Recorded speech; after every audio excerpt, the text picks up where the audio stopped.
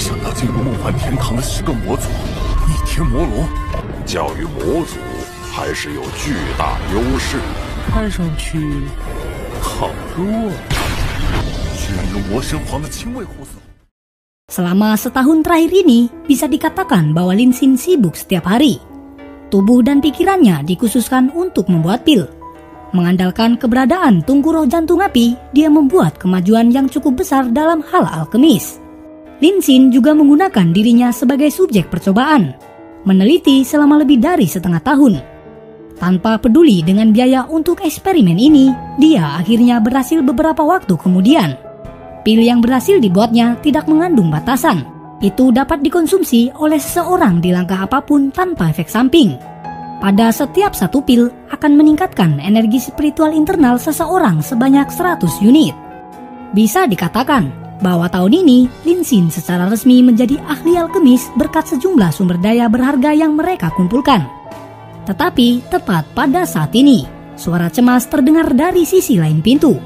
Lin Xin, ada kabar buruk. Sesuatu telah terjadi pada Nona Li Xin. Mendengar tentang Li Xin, Lin Xin yang wajahnya terlihat sangat kelelahan karena membuat pil, dia segera berdiri dari kursinya. Berlari dengan kecepatan penuh menuju pintu. Setelah membuka pintu, dia segera melihat wajah yang dia kenalnya. Itu adalah Dian, seorang prajurit dari pasukan Li Xin. Apa yang terjadi dengan Li Xin? Lin Xin bertanya dengan penuh semangat.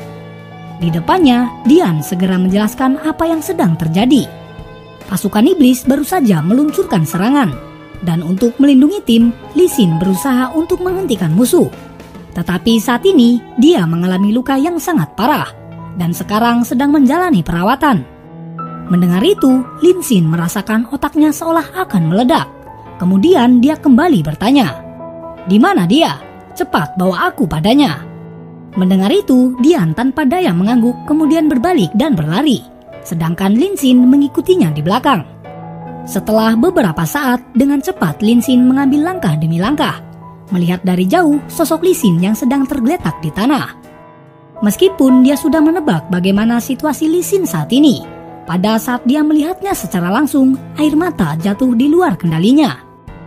Bahu kiri Li Xin terpotong, lengannya yang sudah terpisah membuatnya pucat setelah melihat pemandangan tersebut.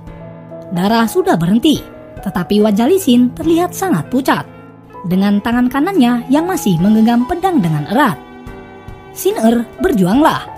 Mengatakan ini, Lin Xin mengeluarkan sebuah pil lalu memasukkan ke dalam mulut Li Xin. Di depannya, Li Xin masih sadar. Melihat Lin Xin, dia memaksakan senyum saat dia berkata, "Idiot, kenapa kamu datang ke sini? Tempat ini berbahaya, sangat dekat dengan garis depan." Mendengar itu, di depan Lin Xin dengan sedih menjawab, "Berbahaya? Lihat dirimu. Bagaimana aku tidak bisa datang untukmu? Kamu benar-benar bodoh." Setelah mengatakan semua ini, Lin Xin dengan kasar berbalik meraih Luxi dari depan. Kemudian dia berteriak dengan keras, "Kenapa kamu tidak melindunginya? Apakah kamu masih pantas disebut seorang pria?" Melihat mata merah Lin Xin, Luxi tidak menunjukkan perlawanan apapun. Membiarkan dirinya didorong, wajahnya sangat menderita. Sedangkan saat ini, di sisi lain Li Xin berteriak kepada Lin Xin, "Lin Xin, tenanglah." Mendengar itu, Lin Xin dengan cepat melepaskan tangan Luxi kemudian kembali ke sisinya. Dengan hati-hati meraih lengannya, dia lalu berkata, "Lin Xin, jangan khawatir, aku pasti akan menyembuhkanmu." Dengan berlinang air mata, ini adalah pertama kalinya dia dihadapkan dengan rasa sakit seperti itu. Bagaimana dia akan menjelaskan hal ini kepada Long Hao Chen? Bahkan hatinya sendiri tidak dapat menerimanya. Di depannya, dengan lemah Li Xin kemudian berkata, "Dasar bodoh, kenapa kamu begitu khawatir? Aku cuma kehilangan satu tangan. Sekarang aku masih bisa bertarung." Setelah mengatakan ini, dia tidak bisa menahan lebih jauh. Matanya tertutup, pingsan secara perlahan. "Bawa dia ke tempatku, aku akan mencari dokter terbaik." Setelah mengucapkan kata-kata ini, Lin Xin segera berlari kembali. Para pendeta mampu menyembuhkan luka tetapi tidak dapat memasang kembali anggota tubuh yang terpisah. Lin Xin memiliki cukup obat yang bagus untuk menyembuhkan Li Xin. Tetapi untuk memasang kembali lengannya yang terpotong, dia masih membutuhkan dokter terbaik. 2 jam kemudian, Lin Xin berdiri diam di dalam ruangan dengan semua anggota dari pasukan Li Xin. Mereka tinggal bersama selama ini melihat dokter yang menyembuhkan Li Xin. Dengan seluruh upaya gabungan dari dokter terbaik, setidaknya lengannya diperbaiki kembali. Tetapi itu tidak akan pulih secepat itu. "Dokter, bagaimana kabarnya?" Lin Xin bertanya pada dokter yang menyembuhkan Li Xin. Di depannya, dokter tersebut kemudian menjawab, "Karena obat buatanmu, kami bisa menyambungkan tangannya tepat waktu. Tetapi saat ini tubuhnya kehilangan banyak darah. Sekarang dia hanya butuh banyak istirahat untuk bisa pulih. Tetapi aku takut tangannya tidak akan bisa berfungsi normal lagi. Karena sendi, otot, dan sarafnya sudah terlalu rusak. Dia bisa hidup normal, tetapi untuk bertarung, dia pasti akan kesulitan." Setelah mengatakan itu, dokter tersebut segera pergi. Suasana di dalam ruangan langsung menjadi tidak menyenangkan. Tidak ada yang ingin dikatakan, karena mereka tidak tahu bagaimana mereka harus bereaksi. Lin Xin sangat mengerti. Dengan karakter kuat Li Xin, pukulan ini sangat parah baginya. Di sisi lain, Luxi tiba-tiba berkomentar, "Lin Xin, aku minta maaf." Mendengar itu, Lin Xin menjawab dengan emosi yang tertahan di dalam hatinya. "Ini bukan salahmu. Itu semua karena para iblis itu. Sekarang tidak peduli apapun itu, aku pasti akan menyembuhkannya. Kalian semua pergilah beristirahat. Aku akan menjaga Li Xin sendiri." Setelah kalimat terakhir terdengar, Luxi mengangguk kemudian berbalik. Pergi bersama rekan-rekannya, dia meninggalkan tempat ini untuk Lin Xin dan Li Xin.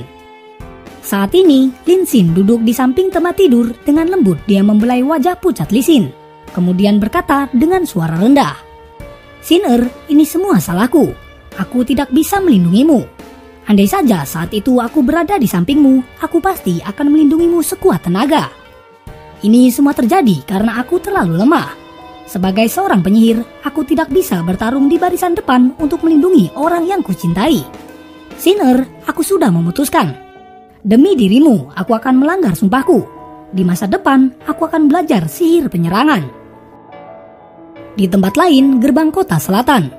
Karena gerbang kota selatan hanya fokus pada mengobati para pasukan, mereka tidak bisa bertahan melawan pasukan iblis. Bahkan dengan bantuan pasukan yang dikirimkan oleh aliansi, mereka masih kesulitan. Saat ini, di atas dinding benteng kota selatan, berdiri seorang pendeta yang bahkan lebih kuat dari para prajurit, dan bahkan lebih pemberani dari para kesatria. Benar, itu adalah Simasian. Saat pertama kali Simasian menginjak medan perang, dia mengejutkan semua orang yang hadir. Dan ketika kekuatan mengerikan dari bola cahaya dikeluarkan, mereka terkejut melihat bahwa seorang pendeta bisa begitu kuat.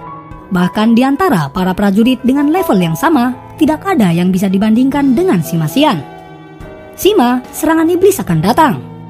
Seorang penyihir wanita berteriak keras di depan Simasian. Mendengar itu, Simasian berbalik, menunjukkan senyum kepada penyihir wanita ini, menunjukkan pemahamannya tentang situasinya.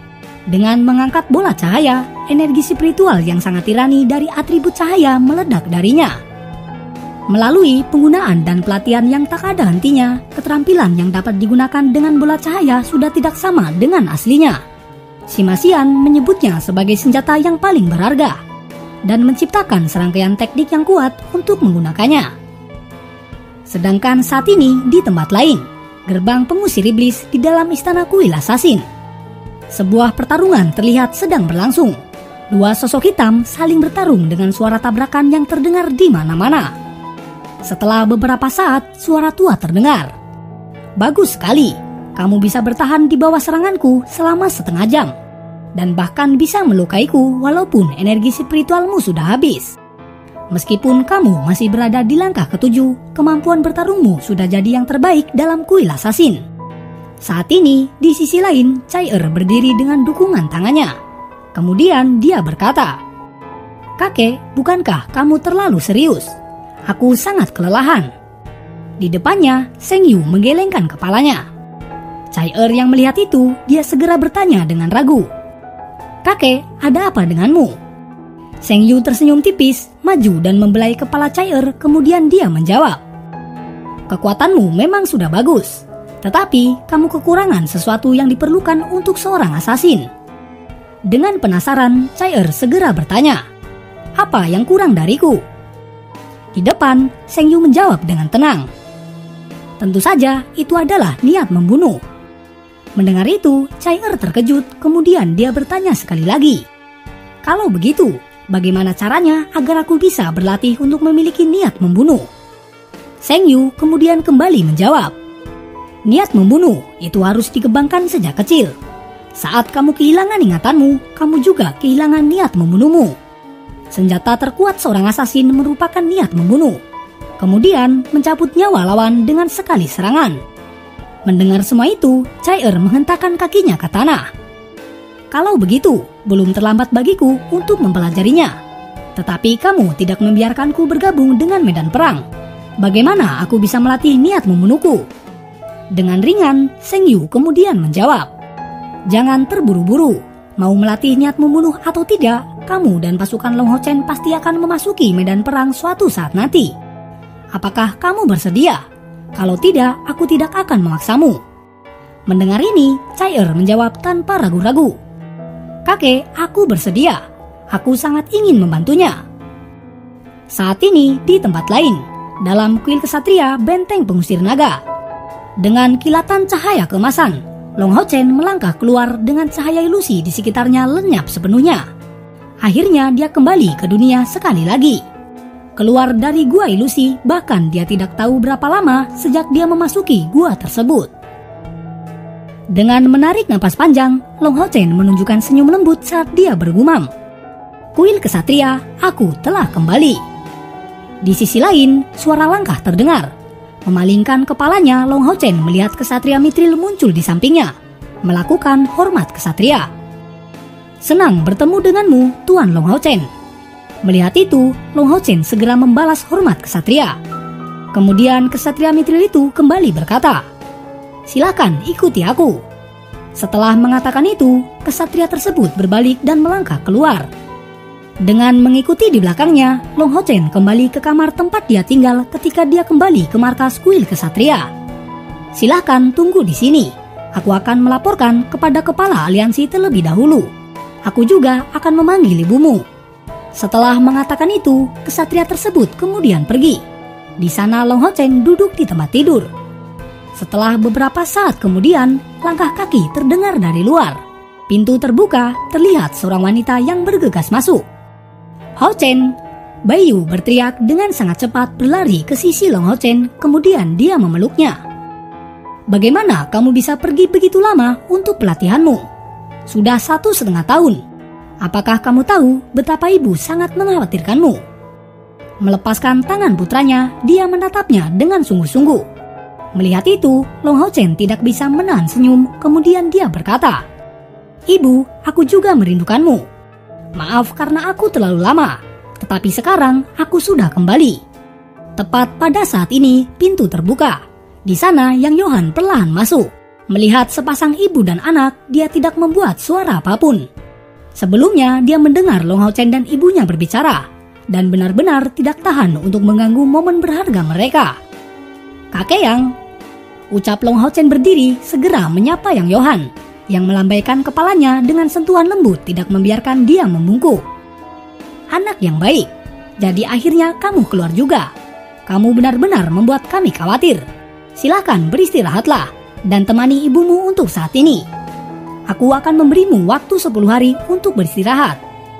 Mendengar itu, Long Ho Chen tidak menolak keputusan tersebut. Memang 10 hari tidak bisa dianggap banyak. Tetapi ini mungkin satu-satunya saat dia bisa menemani ibunya untuk waktu yang lama di masa depan. Ibu, bukankah kamu bertanya tentang Chai-er? Aku akan memberitahumu segalanya tentang dia.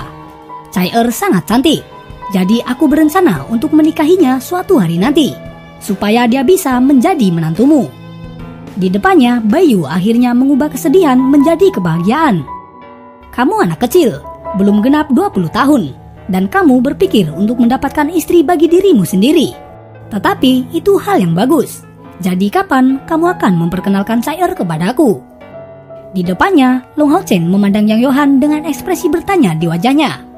Melihat itu, Yang Johan tersenyum, kemudian dia berkata, jangan khawatir, semuanya akan diberitahukan kepadamu dalam 10 hari. Aliansi akan membuat beberapa persiapan untukmu. Sekarang kamu bisa merasa tenang. Rekan-rekanmu juga melakukannya dengan sangat baik saat ini. Mendengar jawabannya, Long Hao Chen sangat senang. Hari-hari yang menghangatkan hati berlalu dengan sangat cepat. Dan pada 10 hari ini, Long Hao Chen menemani ibunya. Meskipun saat ini, Bai Yu merasa sangat enggan. Dia melakukan yang terbaik untuk bersantai dan menikmati hari-hari ini bersama putranya. Pergilah Long Hao Chen. Kamu tidak perlu khawatir. Di sini, aku akan menunggumu. Berjanjilah untuk melindungi dirimu sebaik mungkin dan kembali dengan selamat. Melihat mata ibunya berkabut karena air mata, Long Hao Chen diliputi kesedihan. 10 hari ini dihabiskan dengan kemewahan yang luar biasa. Tetapi dia tahu bahwa ini tidak mungkin akan berlangsung selamanya, kecuali jika iblis telah dimusnahkan. Sebagai putra cahaya, dia tidak mungkin terus menghabiskan waktunya bersama ibunya. Dengan menarik 2 langkah mundur, Long Hao Chen tidak berani terus menatap mata ibunya. Dan setelah bersujud di tanah 3 kali, dia dengan cepat keluar dari kamar. Dia takut tidak bisa berpisah dengan ibunya jika dia tinggal terlalu lama. Di luar, melihat Long Hao Chen, Yang Johan bertanya dengan senyuman, "Apakah ibumu baik-baik saja?" Mendengar itu, Long Hao Chen mengangguk dalam diam, tetapi ekspresinya sudah penuh tekad. Kemudian dia berkata, "Tuan Kepala Kuil, tolong segera berikan tugas kami. Aku juga ingin tahu kapan pasukanku bisa berkumpul kembali." Senyuman di wajah Yang Johan segera berubah menjadi serius saat dia berkata, "Kamu seharusnya ingat apa yang dikatakan Seng Yu saat kamu berpisah." Di depannya, Long Hao Chen menjawab, "Tentu saja aku masih ingat." Yang Johan kemudian kembali berkata, 1,5 tahun telah berlalu. Terlepas dari apakah Kaisar Dewa Iblis menggunakanmu sebagai dalih untuk memulai perang suci ini, itu masih berlangsung. Sedangkan saat ini, Kaisar Dewa Iblis masih belum mengirimkan ahli untuk mencari jejakmu. Oleh karena itu, dalam arti tertentu, syarat bagi pasukanmu sudah terpenuhi. Long Hao Chen sangat senang mendengar berita ini. Namun di depannya, Yang Johan kembali melanjutkan, "Jangan terburu-buru, itu masih belum semuanya. Dari semua generasimu, tidak ada yang bisa dibandingkan dengan kekuatanmu. Tetapi itu jauh dari cukup untuk melawan iblis yang kuat. Kamu seharusnya tahu tentang hal ini. Oleh karena itu, kamu harus membuktikan kepada aliansi kemampuanmu untuk mempertahankan diri, jika kamu ingin kembali membentuk pasukanmu." Di depan, Long Hao Chen bertanya dengan penasaran, "Bagaimana aku harus membuktikannya?"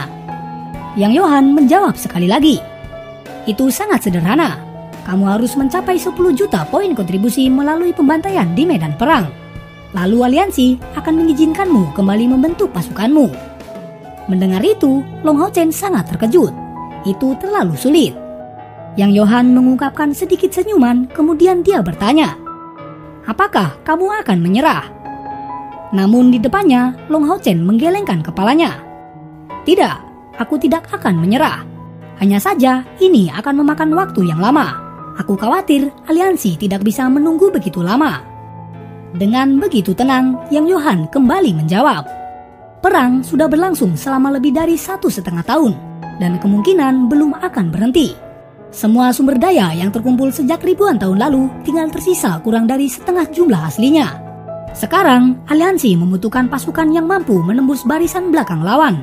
Tetapi jika kamu ingin melakukannya, kamu harus memiliki kemampuan yang sudah diterima oleh aliansi. Binatang milikmu tidak dapat digunakan di medan perang. Kamu harus pergi ke Gunung Suci Kesatria untuk memilih tungganganmu yang baru. Selain itu, kamu juga harus mengikuti ujian Kesatria Mithril. Dan setelah itu, kamu bisa pergi ke medan perang." Mendengar semua itu, Long Hao Chen mengungkapkan senyum pahit. 10 juta poin kontribusi. Jumlah ini terlalu besar. Yang Johan tidak mendesak Long Hao Chen untuk membuat keputusan. Dia hanya mengawasinya sambil tersenyum. Long Hao Chen telah mengasingkan diri begitu lama.